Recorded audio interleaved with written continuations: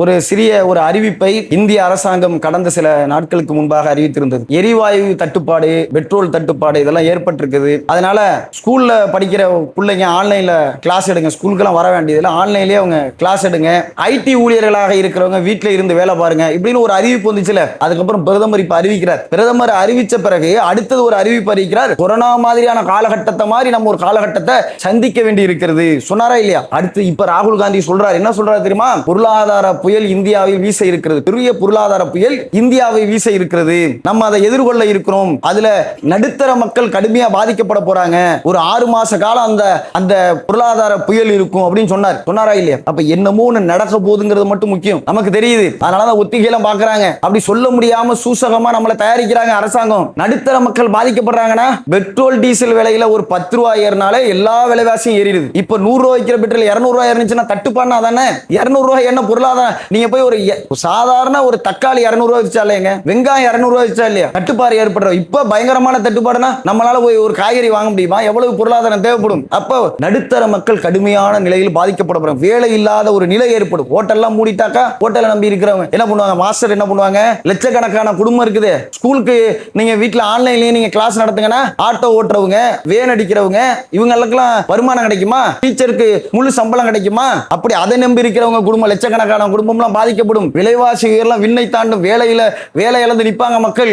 ஏதோ ஒரு பெரிய பொருளாதார நெருக்கடியை நாம் சந்திக்க இருக்கிறோம் என்பதை நீங்கள் புரிந்து கொள்ள வேண்டும். அப்ப கடன் வாங்கி தான் நம்ம வாழ்க்கையை ஓட்டுற மாதிரி ஒரு நிலைக்கு நம்ம தள்ளப்படும். வேலை இல்லைன்னா தானே.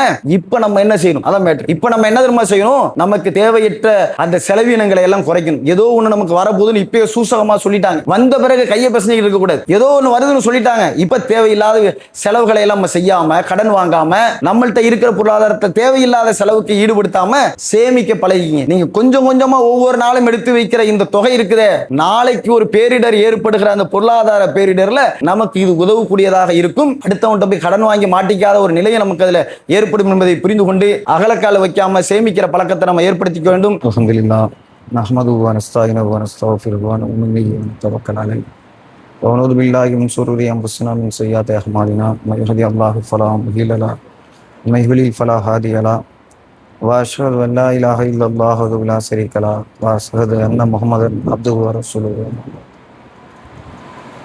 கண்ணியத்திற்குரிய எல்லாம் வல்ல அல்லாஹ்வுடைய நல்லடியார்களே, அவனுடைய சாந்தியும் சமாதானமும் நபிகள் நாயகம் ஸல்லல்லாஹு அலைஹி வஸல்லம் அவர்கள் மீதும் அவருடைய குடும்பத்தார்கள், தோழர்கள், ஏகத்துவத்தை எடுத்து சொல்லக்கூடிய நம் அனைவர்கள் மீதும் அளவற்ற அருளாளனின் வச்சாப்பெருங்கருணை என்றென்றும் நின்று நிலவட்டுமாக என்று பிரார்த்தித்தவனாக எனது ஜும்மா உரையை ஆரம்பிக்கிறேன். அஸ்ஸலாமு அலைக்கும் வரஹ்மத்துல்லாஹி வபரகாத்துஹு. கண்ணியத்திற்குரியவர்களே, அல்லாஹ் மனித இனத்தை படைத்திருப்பதனுடைய நோக்கமே தன்னை வணங்க வேண்டும் என்பதற்காக என்று அல்லாஹ் திருமறையிலே சொல்லி காட்டுகிறான். அல்லாஹுவை வணங்குவதற்காக படைக்கப்பட்ட மனித இனம் பூமியிலே எவ்வாறு வாழ வேண்டும் என்கிற வழிமுறையை கற்றுத்தருவதற்காகவும்,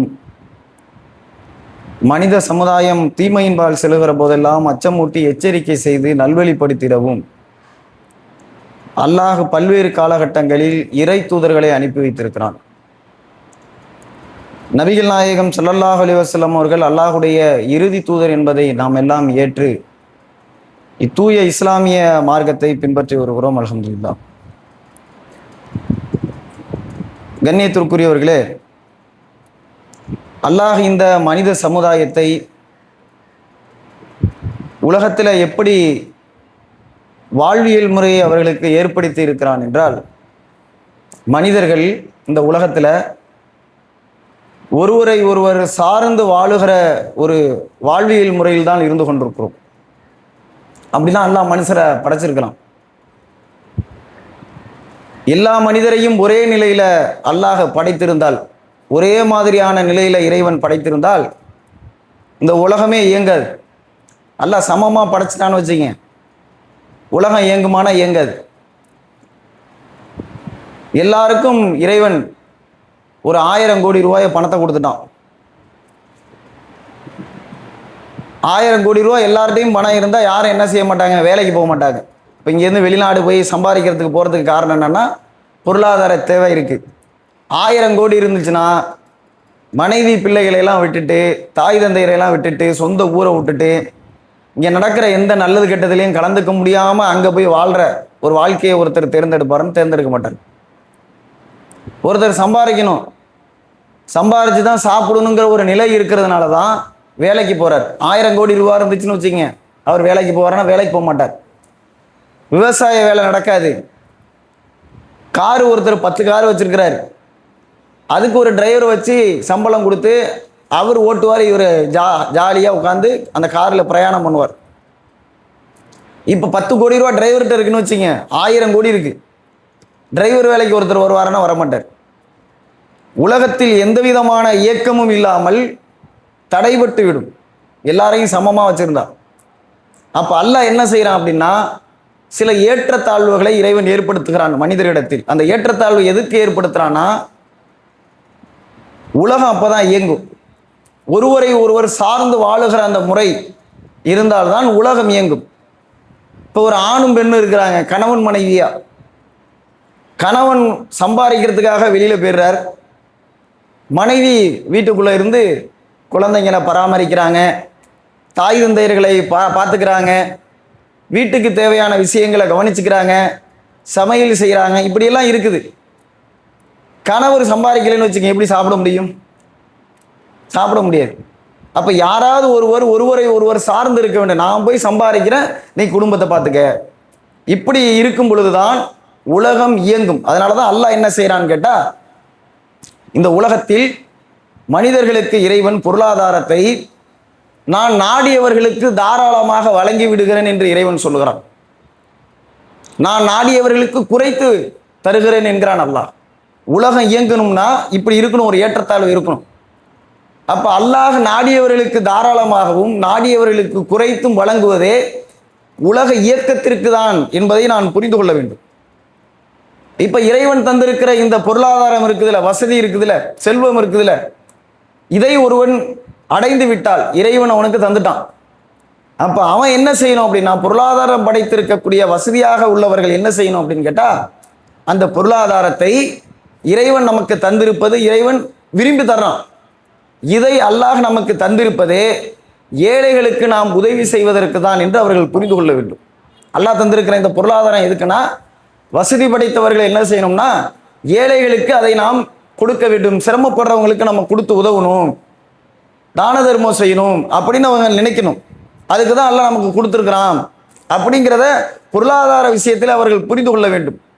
இன்னும் சொல்வதாக இருந்தால், ஒரு ஏழைக்கு நம்ம உதவி செய்யணும்ல, பொருளாதாரத்தை கொடுத்து அவங்களுடைய சிரமத்தில் நம்ம பங்கெடுக்கணும். அப்படின்னா தர்மம் செய்யறதுங்கிறது ஒரு வகை.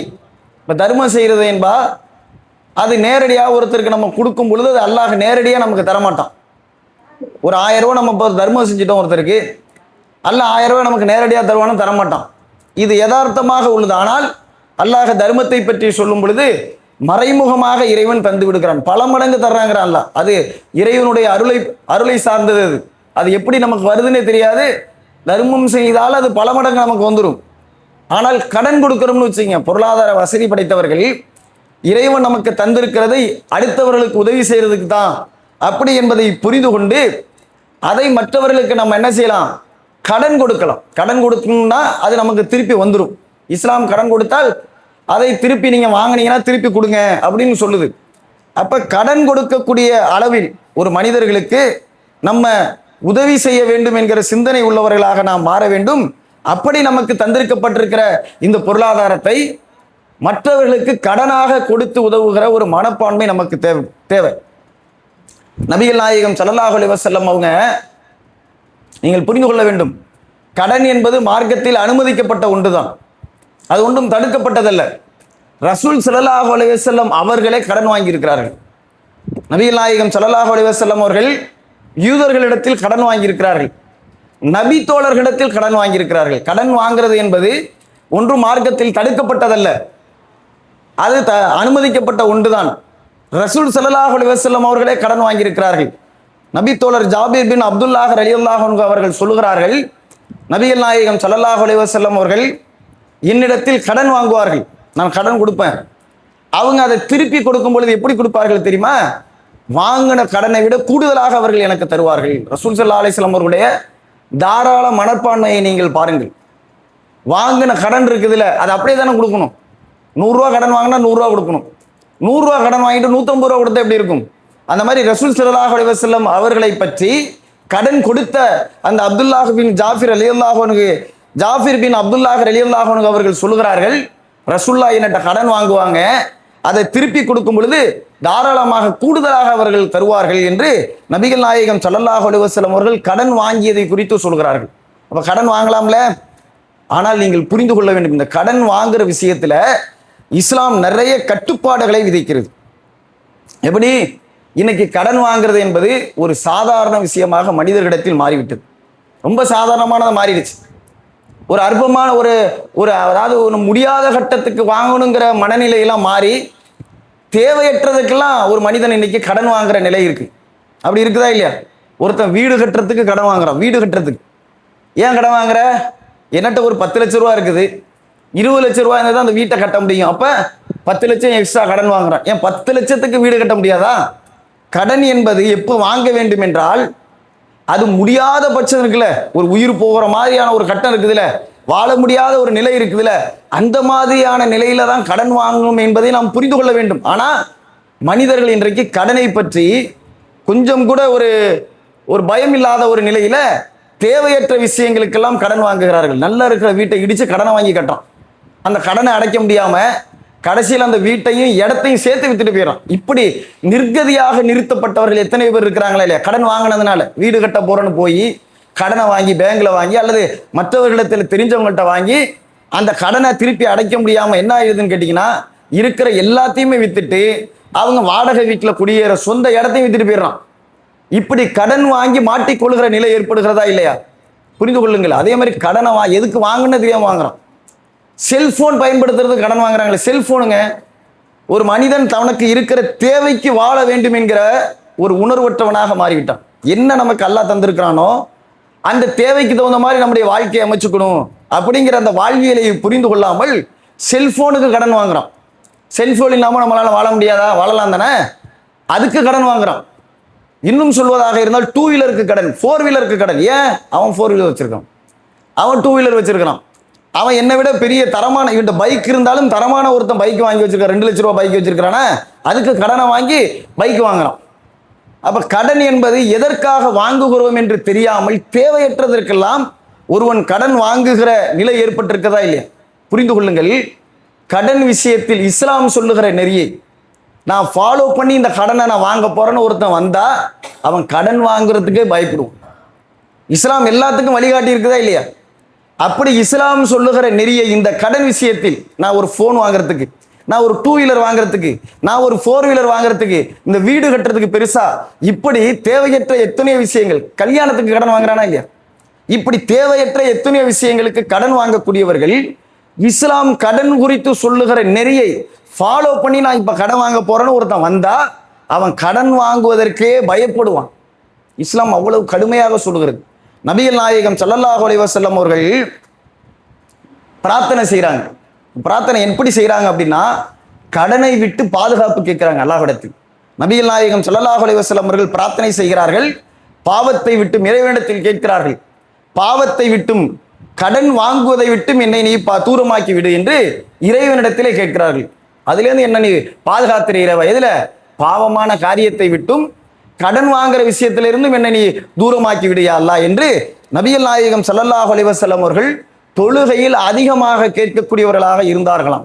ஆயிஷா ரலியல்லாஹு அன்ஹா அவர்கள் அறிவிக்கிறார்கள், மார்க்கத்தில் அனுமதிக்கப்பட்ட ஒன்றுதான கடன். நீங்கள் கடனை நீங்கள் புரிந்து கொள்ள வேண்டும், அது எவ்வளவு பாரதூரமான ஒரு விஷயத்துல கொண்டு போய் ஒரு மனுஷனை தள்ளுன்ட்டு.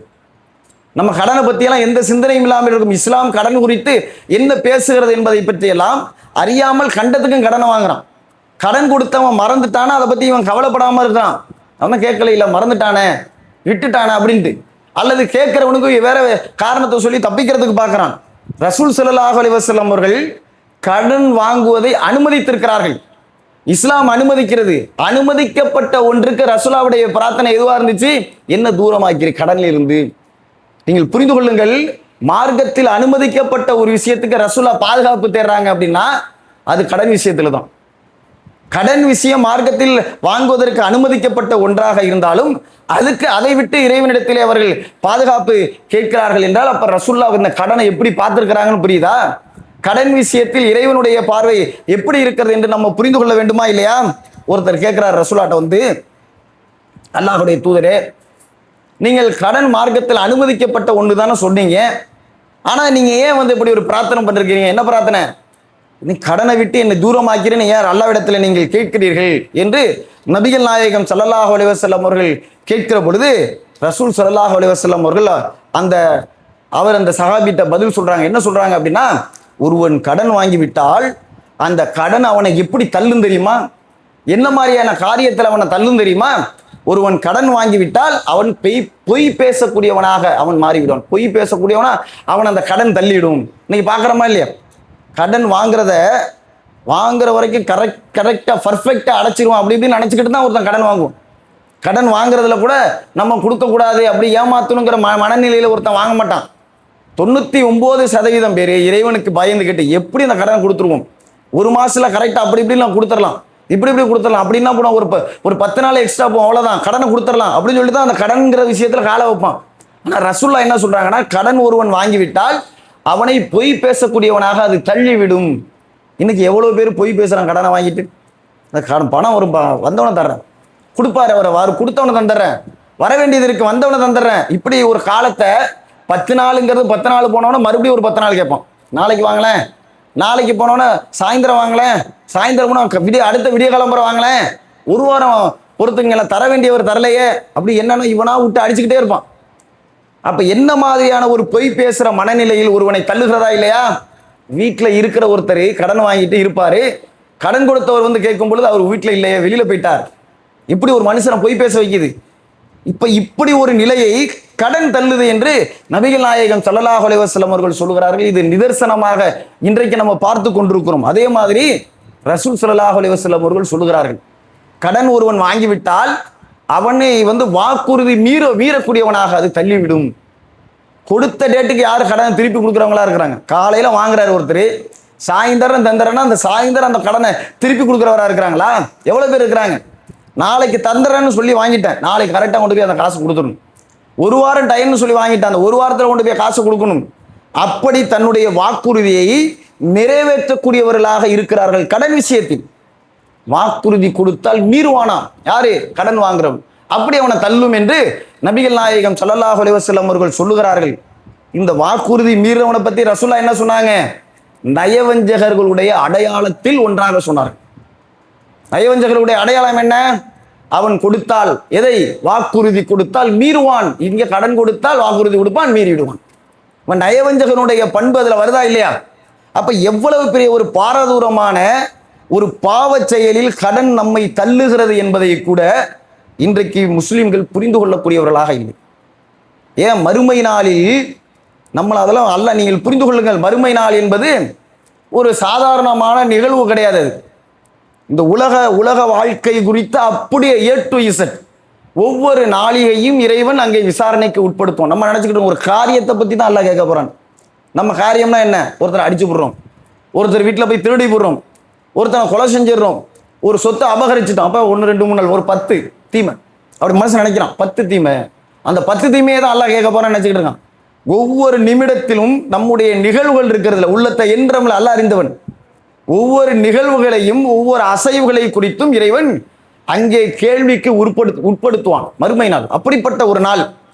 அந்த நாளில் கடன் குறித்தெல்லாம் இறைவன் நம்மிடத்தில் கேட்டால் நம்ம என்ன பதில் சொல்ல முடியும்? நபிகள் நாயகம் ஸல்லல்லாஹு அலைஹி வஸல்லம் அவர்கள் இந்த கடன் குறித்து நம்ம ரொம்ப எச்சரிக்கையாக இருக்க வேண்டும். வாழ்வியல் முறையை நாம் புரிந்து கொண்டு நம்ம வாழணும். ஏன்னா மறுமை நாளை பொறுத்த வரைக்கும் இறைவன் சொல்லுகிறான், அல்லாஹ் தான் எல்லாத்தையும் விசாரிக்க போறோம். ஒவ்வொரு கிட்டத்தட்ட மில்லியன் கணக்கான கேள்விகள் நம்ம முன்னாடி நிற்க போகுது மறுமை நாளில், அத்தனை பேர்கிட்டையும். அப்ப அல்லாஹ் தான் விசாரணை ஜட்ஜ்மெண்ட் பண்றவனா இருக்கணும். விசாரணை அல்லாஹ் தான் நடத்துவான். அப்படி நடத்துகிற இறைவன் அந்த விசாரணையை 2ஆக பிரித்து விடுகிறான் மறுமையில். புரிந்து கொள்ளுங்கள், அல்லாஹ் எப்படி பார்க்கிறான் பாருங்க. மனித உரிமையை இஸ்லாம் எப்படி பார்க்கிறது என்று பாருங்கள். மனிதன் தனக்கு செய்த விஷயங்களை அல்லாஹ் ஒன்றாக பிரிக்கிறான். மனிதனுக்கு மனிதன் ஒன்று செய்யறான் பாருங்க, அதை ஒன்றா பிரிச்சான். இறைவன் தான் நாடியவர்களுக்கு, எனக்கும் அவனுக்கும் உள்ள விஷயம் இருக்குதுல்ல, அந்த விஷயத்துல நான் நாடியவர்களுக்கு அவர்களுடைய பாவங்களை மன்னித்து விடுகிறேன் என்கிறான் அல்லாஹ். ஒரு நோன்பை வைத்திருப்பான், அந்த நோன்புல குறை இருக்கும், அல்லாஹ் நாடித்தான் அந்த நோன்பை ஏற்றுக்கொள்வான், பாவத்தை மன்னிச்சிருவான். தொழுகை இருக்கும், அசால்ட்டா ஒரு நாளைக்கு தொழாம இருந்திருப்பான், அந்த தொழுகையை அவன் தொழாமல் இருந்ததுக்கு இறைவன் நாடி விட்டால் மன்னித்து விடுவான். இப்படி இறைவன் மனிதனுக்குமான அந்த தொடர்பில் உள்ள விஷயங்களை, தனக்கும் மனிதனுக்குமான அந்த விஷயங்களை இறைவன் நாடியவர்களுக்கு மன்னித்து விடுகிறான். மறுமை நாளில் சொல்றான் இது. அல்லாஹ் சொல்லுகிறான், ஒரு அடியானுக்கும் இன்னொரு அடியானுக்கும், ஒரு மனிதன் இன்னொரு மனிதனுக்கு செய்த பாவம் இருக்குதுல்ல, தீங்கு இருக்குதுல்ல, அதை அந்த மனிதன் மன்னிக்காத வரை நான் மன்னிக்க மாட்டேங்கிறான்ல. அப்போ ஒரு கடனை வாங்கிட்டு இங்க நம்ம பாட்டுக்கு கொடுக்காம நம்ம ஓப்பி அடிச்சுட்டா அங்க மறுமையில் அவன் மன்னிப்பானா? எப்படி அல்லாஹ் விசாரணையை பிரிக்கிறான், புரியுதா உங்களுக்கு? அப்படி போய் அந்த இடத்துல போய் பயங்கரமா நெருக்கடி கொடுக்கக்கூடிய ஒரு விஷயமாக மறுமை நாளில் மாறி நிற்கும். அதான் ரசூலுல்லாஹ் சொல்றாங்க, நபிகள் நாயகம் ஸல்லல்லாஹு அலைஹி வஸல்லம் அவர்களிடத்துல சாது பின் அப்துல்லாஹ் ரலியல்லாஹு அன்ஹு அப்படின்னு சொல்லி ஒரு நபி தோழர் வரார். அல்லாஹ்வுடைய தூதரே, என்னுடைய சகோதரர் இறந்து போயிட்டார், அவர் ஒரு 300 திரகத்தை விட்டுட்டு போயிருக்கிறார், வச்சிருக்கிறார், அந்த திரகத்தை அவருடைய மகனாரிடத்தில், அவருடைய பிள்ளைகிட்ட நான் கொடுத்துட்டுமா அப்படின்னு ரசூலாட்ட வந்து அனுமதி கேட்குறாங்க. அப்போ நபிகள் நாயகம் ஸல்லல்லாஹு அலைஹி வஸல்லம் அவங்க சொல்றாங்க, அவர் கடன் வாங்கிட்டுலப்பா இறந்து போயிட்டாரு, ரசூலுல்லாஹ்வுக்கு அவரை பற்றி தெரியுது, அவர் கடன் வாங்கிட்டுல இறந்து போயிட்டாரு, முதல்ல அந்த கடனை கொடு, அவர் அங்கே செல்ல விடாமல், சொர்க்கத்திற்கு செல்ல விடாமல் தடுத்து நிறுத்தி வைக்கப்பட்டிருக்கிறார் என்று நபிகள் நாயகம் ஸல்லல்லாஹு அலைஹி வஸல்லம் அவர்கள் சொல்கிறார்கள். அங்கே அவர் தடுத்து நிறுத்தி வைக்கப்பட்டிருக்கிறார். எதுக்கு? இந்த கடனை கொடுக்காம போனது. ரசூலுல்லாஹ் எப்படி சொல்றாங்க பாருங்க, நான் மகனார்கிட்ட கொடுத்துட்டுமா அப்படின்னு கேட்கிறாங்க, அவருடைய சொத்து தான் அது. ஆனா ரசூலுல்லாஹ் சொல்றாங்க, அவர் கடன் வாங்கிட்டுல இறந்து போயிருக்கிறார், கடன் அடைக்காம, முதல்ல இருக்கிற சொத்தை அவர் மகன்கிட்ட எல்லாம் கொடுக்க வேண்டியதில்லை, கடனை கொடுக்கணும் ஃபர்ஸ்ட், ஏன்னா அவர் தடுத்து நிறுத்தி வைக்கப்பட்டிருக்கிறார்னு நபிகள் நாயகம் ஸல்லல்லாஹு அலைஹி வஸல்லம் அவர்கள் சொல்லுகிறார்கள். அப்ப அந்த நபி தோழர் கேட்கிறார், அல்லாஹ்வுடைய தூதரே, ஒரு பெண்ணு வந்திருக்கிறாங்க, இப்ப அந்த பெண்ணு வந்து சொல்றாங்க, எனக்கு 2 தினார் தரணும் அப்படின்னு அவங்க சொல்றாங்க. ஆனா அதுக்கு எந்த விதமான ஆதாரமும் கிடையாது, அந்த பெண்ணா சொல்றாங்க, அவ்வளவுதான். இதுக்கு நான் என்ன செய்யறது அப்படின்னு ரசூல் ஸல்லல்லாஹு அலைஹி வஸல்லம் அவர்களிடத்துல கேட்கும் பொழுது அல்லாஹ்வுடைய தூதர் சொன்னார்கள், அதுக்கு ஆதாரம்லாம் இப்ப நீ தேடிட்டு இருக்க கூடாது, ஏன்னா அவர் உண்மையிலே வாங்கியிருந்தாருன்னா, உண்மையிலே ஆதாரம் இல்லை, உண்மையிலே வாங்கியிருந்தாலும் மறுமையில மாட்டிக்குவார்ல, அந்த அம்மா கேட்டுட்டுல உடனே அந்த 2 தினாரை ஃபர்ஸ்ட் கொடுத்துருங்க அப்படின்னு ரசூலுல்லாஹ். எப்படி இந்த கடன் விஷயத்தில் முறையிடுகிறார்கள், ஆதாரம் இல்லை, கொடுங்கிறாங்க ரசூலுல்லாஹ். கடன் விஷயத்தில் அவர் இறந்துட்டாரு, அந்த சொத்து இருக்கிறது மகனாருக்கு தானே போகணும், அவர் எடுத்துக்கலாமான்னு கேட்கும் பொழுது அவர் பதில் சொல்லிட்டு போகணும்னு ரசூலுல்லாஹ் சொல்லல, முதல்ல அந்த சொத்தை முதல்ல கடனை அடைக்கிறதுக்கு பயன்படுத்துங்க அப்படின்னு சொல்றாங்க. அது தடுத்து நிறுத்தி வைக்கப்பட்டிருக்கிற ஒரு காரியமாக அங்கே போய் நிற்கிறது என்றால் எவ்வளவு டேஞ்சரான ஒரு விஷயம். இன்னைக்கு நம்ம குடும்பத்துல எவ்வளவு பேர் இறந்து போறாங்க, நம்முடைய உறவினர்களில் எவ்வளவு பேர் இறந்து போறாங்க, அவர்கள் விட்டு சென்ற சொத்தை பொறுத்த வரைக்கும் நம்முடைய பார்வை எப்படி இருக்கிறது? அத்தா சொத்தா, சரி, எவ்வளவு வச்சிருக்கிறாரு, இவ்வளவு வச்சிருக்கு, இதெல்லாம் இருக்கு, என்னென்ன சொத்து இருக்குது, அந்த சொத்தை எல்லாம் நம்ம எப்படி பங்கு போடுறது, அதுலதான் போகுது.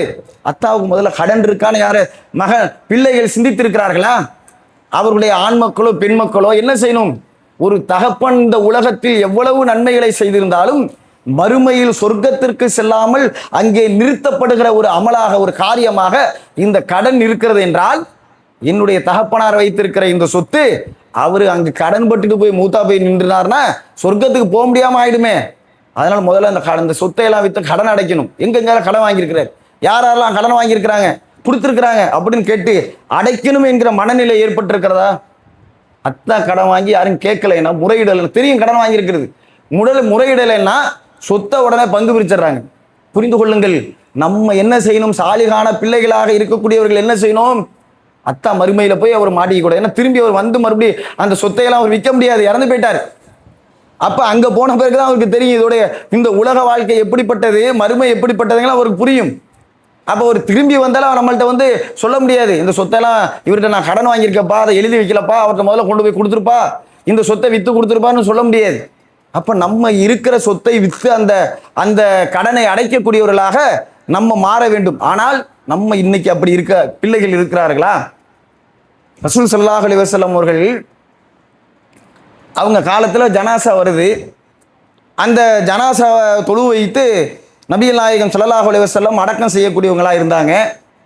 அந்த ஜனாசா வந்தவொடனே மக்கள்கிட்ட அவங்க கேட்குறாங்க, இந்த ஜனாசா கடன்பட்ட ஜனாசாவான்னு கேட்குறாங்க. எதுவும் கடன் இவர் வாங்கியிருக்கிறாரா? கடன் வாங்கியிருக்கிறாரு அப்படின்னு சொன்னாக்கா யாரும் அடைக்கிறதுக்கு அது சொத்து இருக்குதா, அது சம்பந்தமா அப்படின்னு கேட்பாங்க. சொத்து எதுவும் இல்லை, யாரும் ஏத்துக்கிறீங்களா? யாரும் ஏத்துக்கல அப்படின்னா நான் தொலை வைக்க மாட்டேன் என்று நபிகள் நாயகம் ஸல்லல்லாஹு அலைஹி வஸல்லம் அவர்கள் மறுத்து விடுவார்கள். எவ்வளவு பெரிய ஒரு காரியம்! இறைவன், நீங்கள் புரிந்து கொள்ளுங்கள், இறைவன் நம்மளை நரகத்துல கொண்டு போய் எரியணுங்கிறது இறைவனுடைய நோக்கமே கிடையாது. அவ்வளவு ஒரு முரட்டுத்தனமா தண்டிக்கக்கூடியவனாக இறைவன் இல்லை. அவனுடைய பண்புகளை குறித்து நம்ம ஆராய்ச்சி பண்ணோம்னா அவ்வளவு பெரிய இரக்கம் கூட உள்ளவனாக இறைவன் இருக்கிறான். அதனாலதான் ஒரு சின்ன சின்ன காரியத்துக்கெல்லாம் இல்ல பெரிய நன்மையை தரான். ஒரு முள்ள ரோட்ல கிடக்கிற முள்ள ஒருத்தர் தூக்கி ஓரமா போடுறாரு, அவருக்கு சொர்க்கத்தை கொடுக்குறானா இல்லையா? நாய்க்கு தண்ணி வைக்கிறாரு, சொர்க்கத்தை கொடுக்குறான் இறைவன். சின்ன சின்ன காரியத்துக்கெல்லாம் அல்லாஹ் ஏன் அப்படி செய்யறான்? ஒரு நோன்பு வைத்து விட்டால் அதுக்கு நானே தாராளமாக, நோன்பு வச்சவனுக்கு ரையான் என்கிற வாசல்ங்கிறான் சொர்க்கத்துக்கு. அல்லாஹ் ஏன் இந்த அமலுக்கு தரணும்? ஒரு சின்ன காரியம்தான். ஏன் அல்லாஹ் இப்படி எல்லாம் தரணும் அப்படின்னா நம்மளை நரகத்திற்கு கொண்டு செல்ல வேண்டும் என்பது இறைவனுடைய விருப்பம் இல்லை. எப்படியாவது இதையா செஞ்சுட்டா சொர்க்கத்துக்கு ஓடு. நீ இந்த உலகத்துல செஞ்சிருக்கிற பாவம் உனக்கு தெரியாது, எவ்வளவு பட்டியல்னு உனக்கு தெரியாது. நீ நன்மை நிறைய செஞ்சிருக்கிறியா, தீமை நிறைய செஞ்சிருக்கிறியான்னு உன்னால அளவிட முடியாது. அவன் பாதிக்கப்பட்டவனுடைய உணர்வுக்குத்தான் நான் மதிப்பளித்து தீர்ப்பளிக்க போறேன். அவன் எப்படி பாதிக்கப்பட்டிருக்கிறான்னு உனக்கு தெரியாது. அந்த உணர்வை உன்னால அளக்க முடியாது. அதுக்கு எவ்வளவு உன்னுடைய நன்மைகள் அங்கே இழக்கப்படும் என்பது உனக்கு தெரியாது. அதனால சின்ன சின்ன விஷயங்களை எல்லாம் வைத்து இறைவன் இதுக்கெல்லாம் நீ சொர்க்கத்துக்கு போறதுக்காக வேண்டி நான் நிறைய நன்மையை தர்றேன் அப்படின்னு நல்லா தர்றேன். சின்ன சின்ன அமல்கள்லாம் அந்த மாதிரி பார்த்தீங்கன்னு சொன்னா நபிகள் நாயகம் ஸல்லல்லாஹு அலைஹி வஸல்லம் அவர்களிடத்துல ஏன்னா நம்ம சொர்க்கத்துக்கு போகணுங்கிறதா இறைவன் விரும்புகிறான். சொர்க்கத்துக்கு போறதை தடுக்கிறதா இந்த கடன் இருக்குன்னா எவ்வளவு எச்சரிக்கையா நம்ம வாழணும். கடன் வாங்கி நம்ம என்ன பண்ண போறோம்? கடன் வாங்காம நம்மளால வாழ முடியாதா? கடன் வாங்கி தான் வாழ வேண்டும் என்ற நிலை ஒரு மனிதனுக்கு எப்ப ஏற்படும்?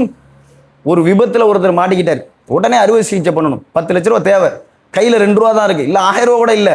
இப்ப ஒருத்தர் போய் 10 லட்ச ரூபாய்க்கு கடன் கேட்கிறாருன்னு வச்சுங்க, அது ஓகே, எப்படியாவது ஒரு உயிரை காப்பாற்றணும்ல. அந்த மாதிரி ஒரு நிலைமையில ஒருத்தர் போய் கடன் வாங்கலாம். இருக்கிற வீட்டை சொகுசா கட்டுறதுக்கு கடன் வாங்கலாம். டைல்ஸ் ஓட்டணும், எல்லா வீட்டில் ஓட்டு டைல்ஸ். நீ சாதாரணமாக மண்ணு தரையில படுத்திருந்தாங்களே முன்னோர்கள்லாம், நீ மண்ணு தரையில இப்போ படுக்க போற, சிமெண்ட் தரையெல்லாம் படுத்திருக்கிற, டைல்ஸ் ஓட்டுறதுக்கு காசு இல்லை, கடனை வாங்க. கடனை வாங்குறான் மனுஷன். பைக்கை வித்துவிட்டு இன்னொரு பைக் வாங்குறதுக்கு கடனை வாங்குறான். எல்லா விஷயங்களிலும் கடன் என்பதை ஒரு அற்பமான காரியமாக அவன் பார்க்கிறான். அந்த விஷயத்தில் நாம் கடனை நிறைவேற்றாமல் மரணித்து விட்டால் அது எவ்வளவு பெரிய பாதகத்தை மறுமையில் ஏற்படுத்தும். இஸ்லாம் எச்சரிக்குது. ரசூல் ஸல்லல்லாஹு அலைஹி வஸல்லம் அவங்கள்ட்ட ஒருத்தர் கேட்கிறார், அல்லாஹ்வுடைய தூதரே, நான் போர்க்களத்தில் கொல்லப்பட்டு விட்டால் என்னுடைய பாவங்கள் மன்னிக்கப்படுமா அப்படி ரசூலாட்ட கேட்கிறார். இப்ப நபிகள் நாயகம் ஸல்லல்லாஹு அலைஹி வஸல்லம் எவ்வளவு பெரிய விஷயம் பாருங்க. போர்க்களத்தில் கொல்லப்பட்டு விட்டால் என்னுடைய பாவங்கள் மன்னிக்கப்பட்டு விடுமா அப்படின்னு நபிகள் நாயகம் ஸல்லல்லாஹு அலைஹி வஸல்லம் அவர்கள்ட்ட கேட்கும் பொழுது ரசூல் ஸல்லல்லாஹு அலைஹி வஸல்லம் அவருக்கு சில அறிவுரைகளை சொல்லுகிறார்கள். நீ போர்க்களத்தில் கலந்துக்கிட்டா பொறுமையை நீ கடைபிடிக்கணும், பொறுமையோடு நீ அந்த போர்க்களத்தில் நீ இருக்கணும். அதே மாதிரி நன்மையை எதிர்பார்த்தவனாக அந்த போர்க்களத்தில் நீ கலந்து கொள்ள வேண்டும். 2வது ரசூலா சொல்றாங்க. அதுக்கு அடுத்தது சொல்றாங்க, நீ முன்னோக்கியவனாக இருக்க வேண்டும். போர்க்களத்தில் கலந்து கொள்ளும் பொழுது புறமிதுகு காட்டியவனாக நீ இருந்துடக்கூடாது, முன்னோக்கியவனாக நீ அந்த போர்க்களத்திலே நீ கலந்து கொள்ள வேண்டும் என்று நபிகள் நாயகம் ஸல்லல்லாஹு அலைஹி வஸல்லம் அவர்கள் சொல்லுகிறார்கள். அவர் ரசூல்லா சொன்ன உடனே அப்படியே போறாரு. திரும்பி ரசூல் அப்படி அவர் போனவன திரும்பி வைக்க வாப்பா அப்படின்னு கூப்பிடுறாங்க. இவங்க நீங்க என்ன கேட்டீங்க என்னட்ட அதை மீண்டும் கேளுங்க அப்படின்னு ரசூலா சொல்றாங்க. நான் போர்க்களத்தில் கொல்லப்பட்டு விட்டால் என்னுடைய பாவங்கள் மன்னிக்கப்பட்டு விடுமா அல்லாஹ்வுடைய தூதரே அப்படின்னு கேட்கிறார். அப்ப ரசூல்லா சொல்றாங்க, நீ பொறுமையோடு அந்த போர்க்களத்தில் கலந்து, பொறுமை உன்னிடத்துல வேணும். அப்படி பொறுமையுள்ளவனாக நீ கலந்து கொள்ள வேண்டும். நன்மையை எதிர்பார்த்தவனாக நீ போர்க்களத்தில் கலந்துக்கணும். முன்னோக்கியவனாக, புறமிதுக்கு காட்டி ஓடக்கூடியவனாக இல்லாமல் முன்னோக்கியவனாக நீ அந்த போர்க்களத்தில் கலந்துக்கணும் அப்படின்னு ரசூல் ஸல்லல்லாஹு அலைஹி வஸல்லம் அவர்கள் சொல்லிவிட்டு சொல்லுகிறார்கள், கடன் இல்லாத நிலையில நீ போர்க்களத்தில் கொல்லப்படுங்கிறாங்க ரசூல். இப்போ எவ்வளவு பெரிய ஒரு காரியம் நீங்கள் புரிந்து கொள்ளுங்கள். போர்க்களத்தில் போய் ஒருத்தர் சாவுறதுங்கிறது எவ்வளவு பெரிய காரியம். அல்லாஹ் நீங்க அல்லாஹ்வுடைய அந்த ஜட்ஜ்மெண்டெல்லாம் நீங்க புரிஞ்சுங்க. இந்த ஜனாசா தொழுகை இருக்குது, அது கூட அல்லாஹ் ஏன் வச்சான் தெரியுமா? 5 நேரம் நீ தொழுவு, சுன்னத்து தொழுவு அப்படின்னு எவ்வளவு தொழுகையிலே நமக்கு அல்லாஹ் தந்திருக்க. எவ்வளவு நாளை நீ 50 வருஷம் வாழ்ற, எவ்வளவு தொழுவை இருக்கும் அதுல. இவ்வளவு தொழுவைக்கு எல்லாத்தையும் டைம் கொடுத்துட்டு ஏன் ஜனாசா நீ செத்து போனவன் ஒரு தொழுகை வச்சான் தெரியுமா? இறைவன் இரக்கமுடையவன் என்பதுக்கு அது அந்த தொழுகை ஒரு அளவுகோலாக இருக்கிறது. உலகத்துல மறுமையில விசாரணை 2ஆ பிரிச்சிருவான் அல்லாஹ். மனிதன் மனிதனுக்கு செய்த பாவத்தை மனிதன் மன்னிக்காதவரை நான் மன்னிக்க மாட்டேன்ட்டான் அல்லாஹ். அப்ப இறந்து போனவருக்கு 1000 பிரச்சனை இருக்கும், சொந்தக்காரன்ட்ட வம்பு சண்டை இருக்கும், கொடுக்கல் வாங்கல் இருக்கும், எவ்வளவு பிரச்சனைகள் இருக்கும். அப்படி இறந்து போனவன அவர் மேல இருக்கிற அந்த ஜென்ம பகை இருக்குதுல எல்லாமே அப்படியே சரிஞ்சு விழுந்துரும். அவர் மேல இருக்கிற அந்த ஈகோயிசம்லாம் போயிடும். எவ்வளவு நல்ல மனுஷன், அப்படியே ஒரு பழைய காலத்துக்கு போயிடுவார். எப்படி நம்ம வாழ்ந்தோம் தெரியுமா, அவரும் நானும். எவ்வளவு நண்பர் தெரியுமா, எனக்கு இவர் கொடுத்து இந்த உதவி செஞ்ச ஒரு சின்ன உதவி தான் இன்னைக்கு பெரிய டாப்ல நான் இருக்கேன் தெரியுமா. அதுக்கப்புறம் எனக்கு அவருக்கு பகை வந்துருச்சு, ஆனா அவர் கொடுத்தாரு. அப்படி எல்லாத்தையும் நினைச்சு பார்த்து அந்த தொழுகையில ஒரு மனிதன் நிற்கும் பொழுது என்ன கேட்கிறான், அவருடைய பாவத்தை மன்னித்து விடுகிறவர். முடிஞ்சு போச்சா? இப்ப மனிதன் நாளைக்கு போய் பதில் சொல்லாத அளவுக்கு இங்கேயே அல்ல, அந்த தொழுகையிலே இறைவன் அந்த அமலை ஏற்படுத்தி வைக்கிறான். இறைவனுடைய இரக்கத்தை நீங்கள் புரிந்து கொள்ள வேண்டும். அப்ப அந்த நேரத்தில் ஒரு மனுஷன் இறக்கப்பட்டு என்ன பண்ணுவான், இவருடைய பாவத்தை எல்லாம் மன்னிச்சிரு, எனக்கு இவர் பாவம் செஞ்சிருக்காரு நான் மன்னிச்சுட்டேன் அப்படின்னு ஒருத்தன் கேட்கும் பொழுது அல்லாஹ் அவர் அந்த மனிதனுக்கும் அவனுக்குமான அந்த பாவம் இருக்குது குறையுதா இல்லையா? அப்படி ஒரு ஜனாசா தொழுகுங்க. அந்த மாதிரி ஒரு காரியத்தை அல்லாஹ் ஏற்படுத்துறான். இங்கே என்ன, ஷஹீதாயிட்டார். நீங்கள் புரிந்து கொள்ள வேண்டும், இறைவனுடைய கூலி வழங்கும் முறையை. ஒருத்தர் தொழுகையில இறந்து போயிட்டார். தொழுதா ஒருத்தர் பயங்கரமான தொழுகையாளியா இருக்கிறாருன்னு வச்சுங்க, அவர் இறந்து போனா உடனே சொர்க்கத்தை கொடுப்பானா, கொடுக்க மாட்டான். பெரிய தொழுகையாளி தான், உடனே சொர்க்கம் கிடைச்சிருமா, கிடைக்காது. தொழுகையில சஜிதால இப்ப செத்துட்டார். சஜிதால ஒரு ரூஹ் நின்று போச்சுங்க, அல்லாஹ் உடனே சொர்க்கம் கொடுத்துருவானா, கொடுக்க மாட்டான். ஹஜ்ஜிக்கு போயிட்டார். இப்ப ஹஜ்ஜில் போய் ஹஜ்ஜி செஞ்சுட்டு இருக்கிறாரு, அங்க தொழுகிறாரு, அங்க சஜிதால மூத்தா போயிட்டார். இப்போ அவருக்கு சொர்க்கம் கிடைக்குமானா, கிடைக்காது. கூலி வழங்குகிற முறையை புரிந்து கொள்ளுங்கள். ஒருத்தர் சகிதாகி விட்டார், போர்க்களத்தில் கலந்து கொண்டு கொல்லப்பட்டு விட்டார், அல்லாஹ் உடனே சொர்க்கங்கிறான். இந்த பூமியில் அவருடைய ரத்தம் விழுவதற்கு முன்பாக அவருடைய பாவங்கள் மன்னிக்கப்படுகிறது. அவருடைய ரூஹு பச்சை நிறத்து கிளியினுடைய கூட்டுக்குள் வைத்து சொர்க்கத்துக்கு போய் சுற்றி திரிங்கிறான்ல, உடனே சொர்க்கம். அவருக்கு ஃபர்ஸ்டுக்கு வாழ்க்கையே இல்லைங்கிறான். அப்படிப்பட்ட அமல் செஞ்சவருக்கு இப்படி ஒரு காரியத்தை அல்லாஹ் தர்றானே. இப்ப இவர் அந்த சொர்க்கத்துக்கு போகாம தடுக்கிறது எது? ரசூலுல்லாஹ் சொன்னாங்களே, 4வது உன்னிடத்தில் கடன் இல்லாத நிலையில் நீ அங்க ஷஹீதாக வேண்டும், அப்பதான் நீ சொர்க்கத்துக்கு போக முடியும்னா, அப்ப இவ்வளவு கூலி வழங்குகிற அல்லாஹ் இந்த ஷஹீதுக்கு தருகிற அந்த கூலியை அப்படி தடுக்கிறது எதா இருக்குது? கடன். அப்ப நம்ம எவ்வளவு கடன் விஷயத்துல ஜாக்கிரதையாக இருக்கணும். அன்னைக்கு நம்ம இருக்கிறோமா? நபிகள் நாயகம் ஸல்லல்லாஹு அலைஹி வஸல்லம் அவங்க இறந்து போறதுக்கு கொஞ்ச நாளைக்கு முன்னாடி மஸ்ஜித் நபவியில மக்களை எல்லாம் அழைச்சு கேட்கிறாங்க, தோழர்களே உங்கள்கிட்ட நான் ஏதாவது கடன் வாங்கியிருந்தா எனக்கு சொல்லுங்க, உங்கள்கிட்ட நான் ஏதாவது கடன் வாங்கியிருப்பேன், அப்படி யாராவது உங்கள்கிட்ட நான் கடன் வாங்கியிருந்தவங்க தான் சொல்லுங்க, உங்கள்கிட்ட நான் ஏதாவது வாங்கியிருக்கிறேனா, யாருக்கு நான் தர வேண்டியது இருக்கிறா சொல்லுங்க அப்படின்னு கேட்கும் பொழுது எல்லாரும் அமைதியாக இருந்து விடுகிறார்கள். ஏன்னா ரசூலுல்லாஹ்ட்ட போய் நம்ம கொடுத்ததை திருப்பி கேட்டா மக்கள் என்ன நினைப்பாங்க, நம்மளை பார்த்தீங்கன்னா ரசூலுல்லாஹ்ட்ட கொடுத்ததை போய் திருப்பி கேட்கிறாரு இப்ப நினைப்பாங்கல்ல, எல்லாம் அமைதியாயிடுறாங்க. அடுத்த நாள் ரசூல் ஸல்லல்லாஹு அலைஹி வஸல்லம் வர்றாங்க, மறுபடியும் மீண்டும் மக்களிடத்துல இதை அறிவிப்பை செய்கிறார்கள். உங்களிடத்தில் நான் எதுவும் தர வேண்டி இருக்கிறதா, எனக்கு நீங்க ஏதாவது கொடுத்துருக்கிறீங்களா, அப்படி இருந்தா சொல்லுங்க அப்படிங்கிறாங்க. எல்லாம் அமைதியாயிட்டாங்க, யாரும் சொல்லல. மறுநாள் 3வது வாட்டி ரசூல் ஸல்லல்லாஹு அலைஹி வஸல்லம் 3வது நாள் வருகிறார்கள். மீண்டும் இதே போல நபிகள் நாயகம் ஸல்லல்லாஹு அலைஹி வஸல்லம் அவர்கள் கேட்கிறார்கள், எல்லோரும் அமைதியாக இருக்கிறார்கள். ரசூல் ஸல்லல்லாஹு அலைஹி வஸல்லம் அவங்க மீண்டும் சொல்லுகிறார்கள், யாராவது இப்ப நீங்க சொன்னீங்கன்னா என்னோட ரொம்ப நேசத்திற்குரியவராக அவர் இருப்பாரு அப்படின்னு சொன்ன உடனே ஒரு நபி தோழர் டக்குன்னு எந்திரிக்கிறார். ரசூலுல்லாஹ் இப்படி சொன்ன மாத்திரத்திலே ஒரு நபி தோழர் டக்குன்னு எந்திரிச்சு, அல்லாஹ்வுடைய தூதரே, என்னிடத்துல நீங்க 3 வெள்ளிக்காசு வாங்கினீங்க கடனா, அதை வாங்கி உடனே தர்மம் செஞ்சீங்க ஒருத்தருக்கு, நீங்க தரணும் எனக்கு 3 வெள்ளிக்காசு அப்படின்னு சொல்றாரு. ஏன்னா அல்லாஹ்வுடைய தூதருடைய நேசம் கிடைக்குதுல்ல, நமக்கு பிரியம் கிடைக்குதுல்ல, பிரியமானவருடைய பட்டியலில் நம்ம போயிடுறோம்ல அப்படின்னு டக்குன்னு எந்திரிச்சு சொல்றாரு.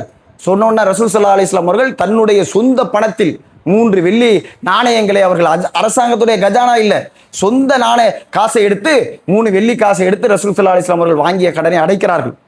எப்படி ரசூல் ஸல்லல்லாஹு அலைஹி வஸல்லம் அவர்கள் நடந்து கொண்டார்கள் என்று புரிந்து கொள்ளுங்கள். அல்லாஹ்வுடைய தூதர் இன்னும் சொல்வதாக இருந்தால், ஒருத்தர் ஒரு இளம் ஒட்டகத்தை ரசூல் ஸல்லல்லாஹு அலைஹி வஸல்லம் அவர்களுக்கு கடனா கொடுக்குறாரு. அப்ப அந்த கடனை கொடுத்த கடனை கொஞ்சம் ஓவரா கேட்கிறாரு. அவருடைய கேட்கிற முறையே வித்தியாசமா இருக்குது.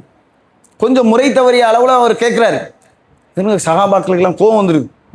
அல்லாஹ்வுடைய தூதரிடத்துல நீ என்ன இப்படி பேசுற, முறை தவறி பேசுற அப்படின்னு சொல்லிட்டு அவர் அடிக்கிறதுக்காக வேண்டி எந்திரிக்கிறாங்க. ரசூல் ஸல்லல்லாஹு அலைஹி வஸல்லம் அவர்கள் அமைதிப்படுத்துகிறார். அமைதியா இருக்கு, கொடுத்தவருக்கு கேட்கறதுக்கு உரிமை இருக்கு. ரசூலுல்லாஹ்ட்ட கேட்டுக்கிட்டு இருக்கிறாரு, அவரு யார்ட்டையும் கிடையாது.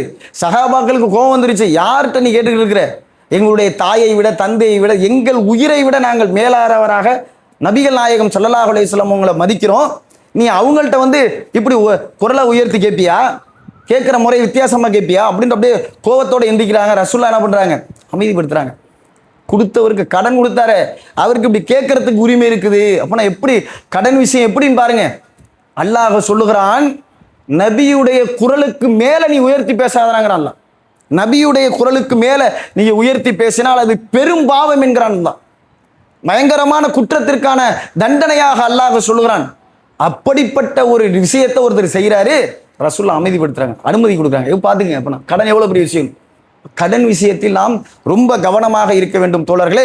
ஒன்றை நீங்கள் புரிந்து கொள்ளுங்கள். வசதி படைத்தவர்கள் ஏழைகளுக்கு கடன் கொடுக்க வேண்டும். மறுமை நாளில் ஒருவர் வர்றார், அவரை குறித்து அல்லாஹ் சொல்லுவார், நீ ஒரு நன்மை கூட செஞ்சதில்லை இந்த உலகத்துல. அல்லாஹ் கேட்கிறான், அழைச்சிட்டு வராங்க அல்லாஹ் இடத்துல.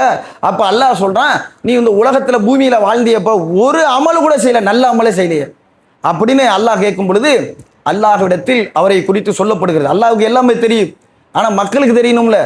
அல்லாஹ்விடத்தில் சொல்லப்படுகிறது என்னன்னா, இவர் இந்த உலகத்தில் கடன் கொடுக்கக்கூடியவர். செஞ்ச ஒரே ஒரு நல்ல காரியம் கடன் கொடுக்கிறவரா இருந்தார். அப்படி கடன் கொடுக்கப்பட்ட அந்த இடத்துல வசூலிக்கிறதுக்கு ஆள் அனுப்புவார். அந்த ஆள்கள்கிட்ட சொல்லுவார், பா நல்ல செல்வந்தராக இருந்தால் உடனே அந்த கடனை அப்படி கேட்டு வாங்கிரு, ஏன்னா கொடுக்கறதுக்கு சக்தி இருக்குது. முடியாதவனாக இருந்தாலும் வச்சுங்க, கடன் வாங்கினவன் அவனுக்கு கொஞ்சம் டயத்தை கொடு. ரொம்ப முடியாதவனாக இருந்தால் வந்து சொல்லு, நான் தள்ளுபடி பண்ணிடுறேன் அப்படிம்பார்.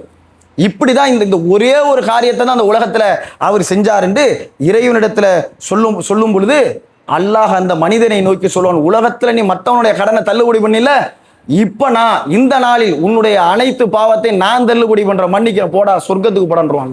அப்ப புரிந்து கொள்ளுங்கள், இந்த உலகத்தில் நமக்கு இறைவன் தந்திருக்கிற இந்த பொருளாதாரத்தை ஏழை எளிய மக்களுக்கு நாம் கொடுத்து உதவ வேண்டும். கடன் விஷயத்தில் ரொம்ப நம்ம ஜாக்கிரதையாக வாழ பழகி கொள்ள வேண்டும். மறுமையில் அது பெரிய கேள்விக்குரியதாக இருக்கிறது. எல்லாம் வல்ல அல்லாஹ் அப்படிப்பட்ட இந்த உலகத்தில் நல்லறம் செய்யக்கூடிய நன்மக்களாக உங்களையும் என்னையும் வாழ வைப்பானார். கண்ணியத்திற்குரிய எல்லாம் வல்ல அல்லாஹுடைய நல்லடியார்களே, ஒரு சிறிய ஒரு அறிவிப்பை இந்திய அரசாங்கம் கடந்த சில நாட்களுக்கு முன்பாக அறிவித்திருந்தது. அதாவது எரிவாயு தட்டுப்பாடு, பெட்ரோல் தட்டுப்பாடு இதெல்லாம் ஏற்பட்டிருக்குது. அதனால் ஸ்கூலில் படிக்கிற பிள்ளைங்க ஆன்லைனில் கிளாஸ் எடுங்க, ஸ்கூலுக்கெல்லாம் வர வேண்டியதில்லை, ஆன்லைன்லேயே அவங்க கிளாஸ் எடுங்க. ஐடி ஊழியர்களாக இருக்கிறவங்க வீட்டில் இருந்து வேலை பாருங்கள் இப்படின்னு ஒரு அறிவிப்பு வந்துச்சுல. இந்த அறிவிப்புக்கு முன்னாடி நீங்கள் அப்படியே கொஞ்சம் பின்னாடி போங்க. ஒரு 4-5 வாரத்துக்கு முன்னாடி ஒரு அலாரம் வந்துச்சு ஃபோனில், எச்சரிக்கை அலாரம், ஒரு பேரிடர் அலாரம். ஒரு பேரிடர் நடந்துருச்சுன்னா அந்த நேரத்தை எப்படி நம்ம சமாளிக்கணும் அப்படிங்கிறதுக்காக வேண்டி செல்ஃபோனில் ஒரு அலாரம். அதை நீங்கள் பயந்துடலாம் வேண்டியதில்லை, சும்மா நாங்கள் செக் பண்ணுறோம் அப்படின்னு சொல்லி போட்டான். அப்படி ஒன்று அறிவிப்பு வந்துச்சா இல்லையா? திடீர்னு ஃபோன்லாம் அப்படி பார்த்தீங்கன்னா ஒரு அலாரம் அடிக்கும், அது பேரிடறதுக்கான அலாரமா. இது நீங்கள் கண்டு பயந்துடாதீங்க அப்படின்னு வந்துச்சு. அதே மாதிரி நாட்டினுடைய எல்லை இருக்குல்ல, அங்கே இருக்கிற எல்லையில் இருக்கிற விமான நிலையத்தில் மூடணும். அது எதுக்குன்னா பேரிடரை ஒரு ஒத்திகை பார்க்குறோம், எப்படி சமாளிக்கிறது ஒத்திகை பார்க்குறோம். இதெல்லாம் 1 மாதத்துக்கு முன்னாடி நடந்துச்சு. அதுக்கப்புறம் பிரதமர் இப்போ அறிவிக்கிறார். பிரதமர் அறிவித்த பிறகு அடுத்தது ஒரு அறிவிப்பு அறிவிக்கிறார், கொரோனா மாதிரியான காலகட்டத்தை மாதிரி நம்ம ஒரு காலகட்டத்தை சந்திக்க வேண்டி இருக்கிறது சொன்னாரா இல்லையா? அடுத்து இப்போ ராகுல் காந்தி சொல்றாரு, என்ன சொல்றாரு தெரியுமா? பொருளாதார புயல் இந்தியாவில் வீச இருக்கிறது, பெரிய பொருளாதார புயல் இந்தியாவை வீச இருக்கிறது, நம்ம அதை எதிர்கொள்ள இருக்கிறோம், அதுல நடுத்தர மக்கள் கடுமையா பாதிக்கப்பட போறாங்க, ஒரு 6 மாச காலம் அந்த பொருளாதார புயல் இருக்கும் அப்படின்னு சொன்னாரா இல்லையா? அப்ப என்னமோ ஒன்று நடக்க போகுதுங்கிறது மட்டும் முக்கியம், நமக்கு தெரியுது. அதனாலதான் ஒத்திகையெல்லாம் பார்க்குறாங்க. அப்படி சொல்ல முடியாம சூசகமா நம்மளை தயாரிக்கிறாங்க அரசாங்கம். நடுத்தர மக்கள் பாதிக்கப்படுறாங்கன்னா பெட்ரோல் டீசல் விலையில ஒரு 10 ரூபாய் ஏறினாலே எல்லா விலைவாசியும் ஏறிடுது. இப்போ 100 ரூபாய் வைக்கிற பெட்ரோல் 200 ரூபாய் ஏறிச்சுன்னா தட்டுப்பாடுனா தானே. 200 ரூபாய் என்ன பொருளாதாரம்? நீங்க போய் ஒரு சாதாரண ஒரு தக்காளி 200 ரூபாய் வச்சா இல்லையங்க, வெங்காயம் 200 ரூபாய் வச்சா இல்லையா, தட்டுப்பாடு ஏற்படுற. இப்போ பயங்கரமான தட்டுப்பாடுனா நம்மளால போய் ஒரு காய்கறி வாங்க முடியுமா? எவ்வளவு பொருளாதாரம் தேவைப்படும்? அப்போ நடுத்தர மக்கள் கடுமையான நிலையில் பாதிக்கப்பட, வேலை இல்லாத ஒரு நிலை ஏற்படும். ஹோட்டல்லாம் மூடிட்டாக்கா ஹோட்டலை நம்பி இருக்கிறவங்க என்ன பண்ணுவாங்க? மாஸ்டர் என்ன பண்ணுவாங்க? லட்சக்கணக்கான குடும்பம் இருக்குது. ஸ்கூலுக்கு நீங்கள் வீட்டில் ஆன்லைன்லேயே நீங்கள் கிளாஸ் நடத்துங்கன்னா ஆட்டோ ஓட்டுறவங்க, வேன் அடிக்கிறவங்க, இவங்களுக்கெல்லாம் வருமானம் கிடைக்குமா? டீச்சருக்கு முழு சம்பளம் கிடைக்குமா? அப்படி அதை நம்பி இருக்கிறவங்க குடும்பம், லட்சக்கணக்கான குடும்பம்லாம் பாதிக்கப்படும். விலைவாசி உயர்லாம் விண்ணை தாண்டும். வேலை இழந்து நிற்பாங்க மக்கள். ஏதோ ஒரு பெரிய பொருளாதார நெருக்கடியை நாம் சந்திக்க இருக்கிறோம் என்பதை நீங்கள் புரிந்து கொள்ள வேண்டும். அப்போ கடன் வாங்கி தான் நம்ம வாழ்க்கையை ஓட்டுற மாதிரி ஒரு நிலைக்கு நம்ம தள்ளப்படுவோம். வேலையில நான் தானே. இப்போ நம்ம என்ன செய்யணும்? அதான் மேட்ரு. இப்போ நம்ம என்ன தெரியுமா செய்யணும்? நமக்கு தேவையற்ற அந்த செலவினங்களை எல்லாம் குறைக்கணும். ஏதோ ஒன்று நமக்கு வரப்போகுதுன்னு இப்பயே சூசகமாக சொல்லிட்டாங்க. வந்த பிறகு கையை பிரச்சனைகள் இருக்கக்கூடாது. ஏதோ ஒன்று வருதுன்னு சொல்லிட்டாங்க. இப்போ தேவையில்லாத செலவுகளை எல்லாம் நம்ம செய்யாம, கடன் வாங்காம, நம்மள்கிட்ட இருக்கிற பொருளாதாரத்தை தேவையில்லாத செலவுக்கு ஈடுபடுத்தாம சேமிக்க பழகிங்க. நீங்க கொஞ்சம் கொஞ்சமா ஒவ்வொரு நாளும் எடுத்து வைக்கிற இந்த தொகை இருக்குதே, நாளைக்கு ஒரு பேரிடர் ஏற்படுகிற அந்த பொருளாதார பேரிடர்ல நமக்கு இது உதவக்கூடியதாக இருக்கும். அடுத்தவன்கிட்ட போய் கடன் வாங்கி மாட்டிக்காத ஒரு நிலையை நமக்கு அதில் ஏற்படும் என்பதை புரிந்து கொண்டு அகலக்கால வைக்காம சேமிக்கிற பழக்கத்தை நம்ம ஏற்படுத்திக்க வேண்டும். எல்லாம் வல்ல அல்லாஹ் இந்த உலகத்தில் நல்லறம் செய்யக்கூடிய நன்மக்களாக உங்களையும் என்னையும் அல்லாஹ் வாழ வைப்பான் என்ற இறைவனிடத்தில் பிரார்த்தித்து எனது உரையை முடித்துக் கொள்கிறேன்.